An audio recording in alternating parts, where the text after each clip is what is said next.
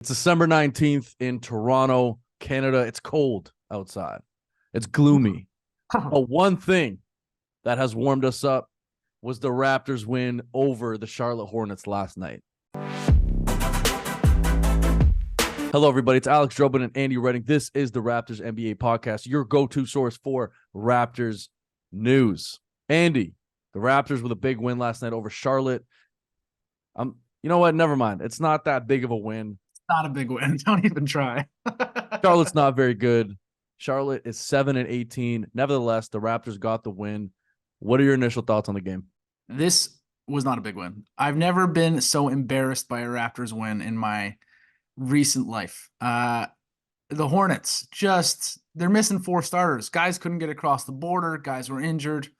The guys were not there. And even when fully healthy, the Hornets are a terrible team. That was a bad game. Raptors were down at half, down after 3 quarters. Just excruciatingly slow starts. I'm embarrassed. I don't want to show my face today. I'm that embarrassed. You don't want to show your face today. Okay, I take it back. It was not a big win. You're right. It was a pretty soft win. Also, the Raptors, like you said, were trailing through 3 quarters and then had a big fourth quarter, 35 points in the fourth. Charlotte had 18. Raptors come away with the win at 114-99. Going through their starting lineup, Andy, I did this yesterday, and I was like, who the hell are these guys? You know? Oh, yeah. Or through their roster, who was playing? PJ Washington, we know him. Brandon Miller, rookie. Richards, no idea. Terry Rozier, bench. Bryce McGowan? Bryce McGowan's. If you're going to tell me that you've heard of Bryce McGowan's, we're going to tell you you're lying. Okay? You're a liar. Bright spots, Pascal, a near triple-double, 27, 8, and 8. Obviously, Scottie Barnes came in with 22, 17 rebounds, 12 on the defensive glass. I don't know. What other takeaways do you want to talk about from this game?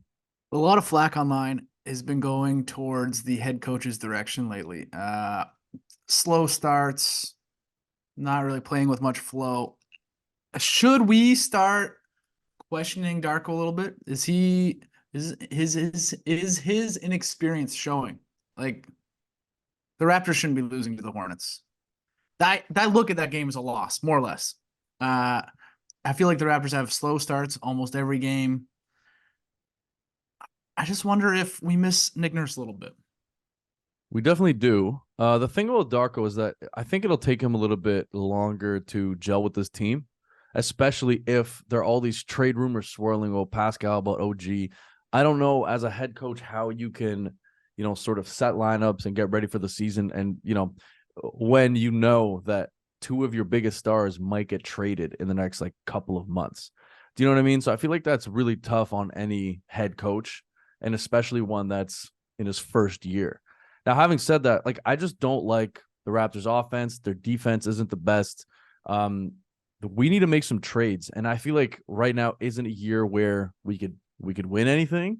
So for me, it's what kind of trades are we going to make? Are we just going to tank with this guy for the next 3 to 4 years and then start, competing again? I don't know. What's the outlook? It's a trade. It's a trade around Scottie. Keep Scottie, build around him, get some young pieces. That's the outlook. And be pesky next year. That's the plan.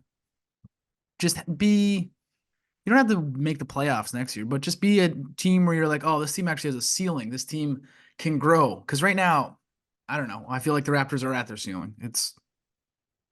We're topped out. And it's embarrassing.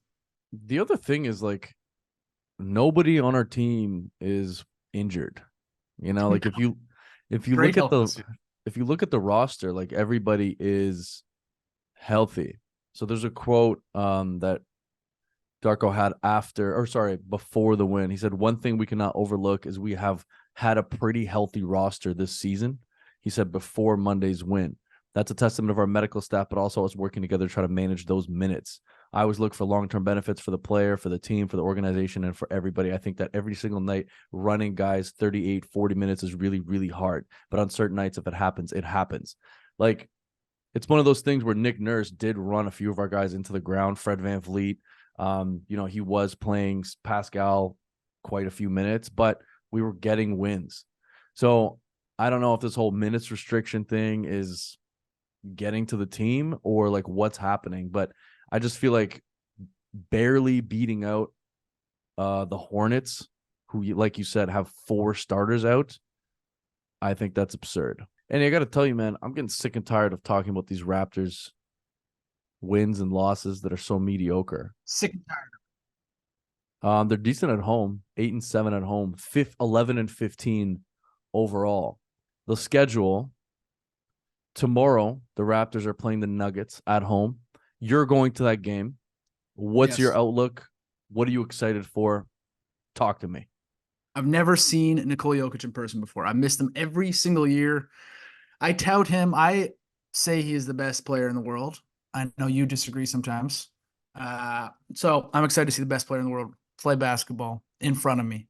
Jamal Murray is going to get a nice ovation. First time in Toronto since winning the chip. That'll be nice. Yeah, I'm excited. I'm not even going to watch the Raptors. It's kind of sad. We're at that point where Raptors fans were in the early 2010s and before that, where you're just like, I'm going to go watch Kobe tonight. I'm going to go watch LeBron tonight. You're not watching Andrea Bargnani. No one goes for that. Speaking of Jamal Murray, so he's been back since the 8th, and he's been playing pretty well. So yesterday they won against the Mavericks. He had 22 in that game. He's averaging 18.3, 5.7 assists per game. I think by the looks of it, he's being a little more cautious with the way he handles himself on the floor. He's not taking as many chances, as many risks, but it's really good to have that guy on the floor. Like, he has to play in Toronto. Obviously, there's going to be so many friends and family watching him. Definitely. And I have seen Jokic in person. It's incredible.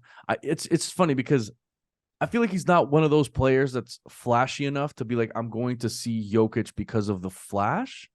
Do you know what I'm saying? Like, I feel like it's just to go see greatness, but you're not going to see like any insane highlights from him, as opposed to maybe a couple of passes.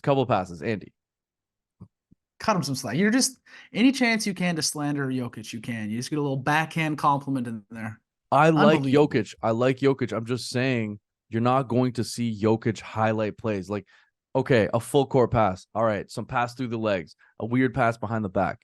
It's not the same thing as going to watch somebody. Showtime. Nah, come on. Would you rather see Jokic play or Steph Curry pull up from half court? Jokic. Okay, come on. Now you're three-pointers get boring. Three-pointers are the most boring highlight in basketball. It's just the same thing over and over again. I want passes. I want dunks. I want blocks. Okay, well, I don't want 3-pointers. You don't get dunks or blocks from Jokic. So you're looking at passes. And Jokic shoots a lot of threes. So you're literally telling me that you're going to watch a guy pass the ball, which is fine. I'm just saying he's not the most exciting player to watch in the league right now. The greatest passing big man of all time. And you're just backhand complimenting him. You know who is exciting to watch right now? Who? My boy, James Harden on the LA Clippers. Man, that team is balling out of control right now. James Harden, this is a segue, by the way, but James Harden just hit 8 threes in yesterday's game. And he's just cooking. He's cooking everybody. Are you willing to take an L on what you were saying earlier in the season, or do you still not believe in the Clippers? 7 straight wins. Where are they in the standings? They're in like a play-ins. Oh, they're in the 6th spot in the West. 8 straight wins. I apologize. Am I willing to take an L? No, I don't think they're upper echelon West. I think they're gonna lose in the first round of the West. I still don't think they're elite. I'll take the L in May, but that's not gonna happen. They're gonna have an injury or two. Guys will fall off. These old men will be old men. They are old dudes. The team is filled with them. Okay, well, looking at his line last night, he went for 35, 9 assists, 3 boards. There's a lot of stories that are coming out about James Harden's work ethic, believe it or not. And I think it was on the Zach Lowe podcast. Somebody was talking about this, but basically James Harden for the last couple of months has been working with his big guys after practice with Zubac. So he's basically just running pick and rolls after practice, trying to perfect that part of the game. And honestly, I appreciate it. If there's one thing that nobody has doubted for a long time, it's James Harden's work ethic on the floor. On the floor. Off the floor, he has his issues, but on the floor, he goes hard at practice. He plays as hard as he possibly can, and he likes to develop his big men. So I think we're literally seeing that in person right now in these NBA games. Like, he is dominating everybody. He hit like 4 threes in a row in the fourth quarter last night. This guy's stepping back on people and 1 threes. They destroyed Indiana last night. Again, I think the Indiana story is fizzling out, but they beat them 151-127. Come on. So you love James Harden because he stayed after practice a few times to throw some lobs? Is that why you love him? No, I These love guys him. are paid. I love him because he's cooking right now. What do you mean? First off, this whole like guy stays after practice, he's trying hard. These guys are professionals. They should be staying after practice. That is not something to give them a medal for. That is what players do. Kyle Lowry did that. DeMar DeRozan did that. Every guy who wants to improve does it. So he's just meeting an expectation. It's not surpassing anything because he's staying after practice. I'm not sold on this. I'm just giving you the reason as to why he's been cooking. And honestly, like, can I ask you a question? Why are you such a James Harden hater? I'm not a hater. I just look at him and assess that he is past his prime, and the fit with this team is not ideal. It's not as great as it was last year with Philly. It's just too many guys who want the ball. Okay. But I feel like throughout our time knowing each other, which is, 10 years now? I feel like you've never liked James Harden. Yep. I can't believe that you can't give him some props for his game last night, for example. That's my problem with you. I feel like you are such a hater that you can't be like, yeah, that was nasty what he did last night. Like, why can't you just give him his flowers? Yeah. He had a great game, but I'm trying to look at the long term. I'm trying to look at this macroly. Macroly? He's good. Macroly, that's not the word, I know. But he had a good game. But there's still a lot of facts where he's failed with a lot of teams recently, and he's gonna bust out in the playoffs. I don't know. I'm gonna transition to this a little bit. So All-Star voting started today. Do you think James Harden is an All-Star? Absolutely. Absolutely an All-Star. His numbers may not say that right now because he's only averaging 17, 5, and 8 assists, but he'll get there. Like, if he keeps this up, he likes to pass the ball. Like, right now, he's acting as more of a point guard on this team. Like, his last 5 games, or his last 3 games, actually, 15 assists, 12 assists, 9 assists. So he's, I think he likes to pass the ball more than he likes to score, but when he gets hot, he gets hot. Again, that's a really good question because there's a lot of guys who has to surpass in the Western Conference to be an All-Star, and that will be difficult. I agree. Especially with his slow start, it'll be hard to pass him. Yeah. Speaking of All-Star, I'm trying to get this back to the Raptors here. Your biggest hot take in the offseason was Scottie would be an All-Star. The voting opens today. Voting is only for the starters. He can't be a starter, right? Like, he doesn't get enough American hub to do it. No, he's not going to be a starter. I was looking at, so there's probably going to be 8 or 9 front court players that make it to the All-Star game in total. The locks are Embiid, Giannis, Tatum, Jaylen Brown, Bam, and Butler, maybe? So that's 6. So that leaves 2 spots for the likes of Banchero, Randall, and Scottie. Like, he might be in there. I'm not sure. It's really tough to say. Like, going just by the numbers, he's coming really close. 20 points a game, 9 rebounds a game, 6 assists, shooting 48% from the field. But like, having said that, it's just really difficult when you're on a team that's significantly below 500, and I don't think the Raptors are going to get much better than that. So my whole thing is, like, if you can't be helping, if a team's not winning because of you as much as they should be, which the Raptors should probably be winning a little bit more than they are right now. And they shouldn't be losing through 3 quarters to a team like Charlotte. Like, I think at this point, I don't think he would be an all-star for me personally. Wow. You're Just walking because back of the into it? Raptors record. Because of the Raptors record, I think. Like, you need to help a team win more than just get numbers. Do you know what I mean? So you're admitting you were wrong in the summer. No. He can rattle off, and obviously that depends. Like, if he was averaging 30, 10, and 7, and they were still in the same position, I would say yes, put him in the All-Star game, because that can't be his fault. You know, Yeah. if your numbers are so undeniable that you're like, okay, well, he's doing it on both ends of the floor, and he's averaging 30 a game, that's a different situation. But right now, if he's only at 29 and whatever 6, then I don't think the numbers are quite there for a losing team. And we've seen the situation in the past. We've seen guys who have massive numbers on horrendous teams make the All-Star game because, like whatever, the scoring supersedes the record. But at this case, he doesn't have like an outstanding number. If he was averaging like 17 boards a game, then it's a different situation. But right now, I don't think he's quite there. Even if it was over 25 points, I think that would help a lot, but not Yeah. enough points. It's not, I don't think like if you watch ESPN, I don't think they talk about Scottie Barnes ever. Like I don't think he gets any attention down south. So it's gonna be a struggle. There are a few games which you could win here, but I think we're going below 500 within these next like 10 games. So I don't know. When does All-Star voting close?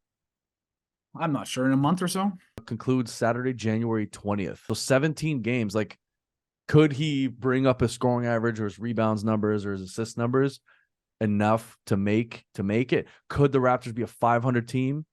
If he keeps these numbers up and the Raptors become closer to a 500 team, then he should make the All-Star team. I told you so. I told you it wasn't going to be an all-star. I told you. Well, Not this year. Next year. Well, first of all, you told me that, but then you said he might be one afterwards. So I don't know where I think you're a bit all over the place too. Okay. One more thing for me. Mm-hmm. Darko now only 2 wins away from having to pay for dinner. I mean, it could happen. Probably not. At But Nuggets get your or credit card at ready. Raptors and at Raptors, then at Sixers. Not gonna happen. No. Not gonna happen. One more thing, Andy. We've had a lot of interaction on those top 6 NBA dunkers of all time. So we'll be putting out videos like that a little bit more often. But if you have any thoughts, if you have any ideas about what kind of video we should make next and what we should talk about, definitely just put it in the comments or send us a message privately. Once again, thank you so much for watching, for listening. Have a great day, everybody. Go Raps. Goodbye.